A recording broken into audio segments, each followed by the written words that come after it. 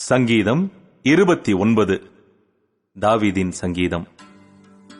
பலவான்களின் புத்திரரே, கர்த்தருக்கு மகிமையையும் வல்லமையையும் செலுத்துங்கள். கர்த்தருக்கே அதை செலுத்துங்கள். கர்த்தருடைய நாமத்திற்குரிய மகிமையை அவருக்கு செலுத்துங்கள். பரிசுத்த அலங்காரத்துடனே கர்த்தரை தொழுது கொள்ளுங்கள். கர்த்தருடைய சத்தம் தண்ணீர்களின் மேல் தொனிக்கிறது.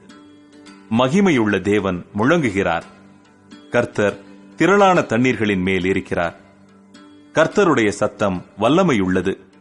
கர்த்தருடைய சத்தம் மகத்துவம் உள்ளது. கர்த்தருடைய சத்தம் கேதுரு மரங்களை முறிக்கிறது.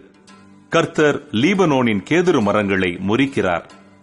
அவைகளை கன்றுக்குட்டிகளைப் போலவும் லீபனோனையும் சீரியோனையும் காண்டாமிருக குட்டிகளைப் போலவும் துள்ள பண்ணுகிறார். கர்த்தருடைய சத்தம் அக்கினி ஜுவாலைகளை பிளக்கும். கர்த்தருடைய சத்தம் வனாந்திரத்தை அதிர பண்ணும். கர்த்தர் காதேஸ் வனாந்திரத்தை அதிர பண்ணுகிறார்.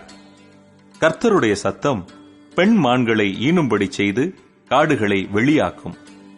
அவருடைய ஆலயத்திலுள்ள யாவரும் அவருடைய மகிமையை பிரஸ்தாபிக்கிறார்கள். கர்த்தர் ஜலப்பிரவாகத்தின் மேல் உட்கார்ந்திருக்கிறார். கர்த்தர் என்றென்றைக்கும் ராஜாவாக வீற்றிருக்கிறார். கர்த்தர் தமது ஜனத்திற்கு பலன் கொடுப்பார். கர்த்தர் தமது ஜனத்திற்கு சமாதானம் அருளி அவர்களை ஆசீர்வதிப்பார்.